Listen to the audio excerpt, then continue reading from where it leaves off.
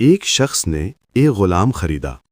غلام خریدار سے بولا، حضور میری 3 شرطیں ہیں۔ غلاموں کی کوئی شرطیں نہیں ہوتی، لیکن تم بھی شرط لگانا چاہتے ہو؟ بتاؤ تمہاری کیا شرطیں ہیں؟ میری پہلی شرط ہے آپ مجھے فرض نماز کے وقت کبھی منع نہیں کریں گے، مجھے نماز پڑھنے دیں گے حضور۔ دوسری شرط نہیں دن میں چاہے آپ مجھ سے جتنا کام لے لیں، مگر رات کے وقت میں کوئی کام نہیں کروں گا۔ تیسری شرط مجھے آپ کے گھر میں ایک الگ کمرہ چاہیے حضور۔ تمہاری شرطیں مشکل نہیں ہیں، میں تینوں منظور کرتا ہوں۔ غلام گھر آ گیا، دن بھر محنت کرتا اور رات کو اپنے کمرے میں چلا جاتا۔ ایک رات مالک غلام کے کمرے کے پاس سے گزرا۔ اس نے ایک عجیب منظر دیکھا۔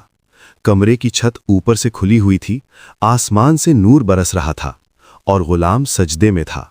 وہ رو رو کر اللہ سے عرض کر رہا تھا، اے میرے خالق، اے میرے پاک پروردگار، میں غلام ہوں، دن میں میری ڈیوٹی ہے، اگر یہ کام نہ ہوتا تو میں دن میں بھی تیری عبادت کرتا۔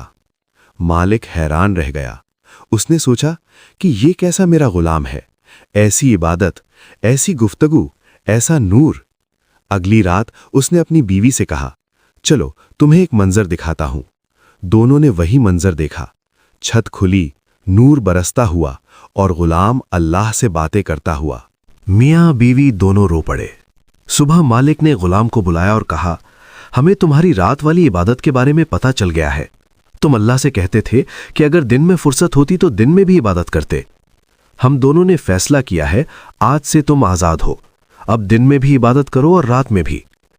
جیسے ہی غلام نے سنا کہ اس کا راز کھل گیا ہے، اس نے آسمان کی طرف دیکھا اور کہا، اے راز رکھنے والے مولا، اے صاحب راز، میرا راز کھل گیا، اے اللہ اب میں زندہ نہیں رہنا چاہتا۔ اور یہ کہتے ہی اس کی روح نکل گئی۔ غلام کی عبادت لوگوں کو پتہ چل گئی تھی، اس کا راز کھل چکا تھا۔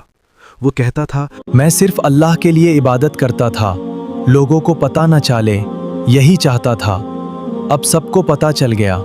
تو ہم میں سے زیادہ تر لوگ عبادت، اچھائی اور نیک کام اس لیے کرتے ہیں کہ لوگ دیکھیں، تعریف کریں، ہمیں اچھا انسان سمجھیں۔ لیکن سچی عبادت وہی ہے جو صرف اللہ کے لیے ہو، لوگوں کے لیے نہیں۔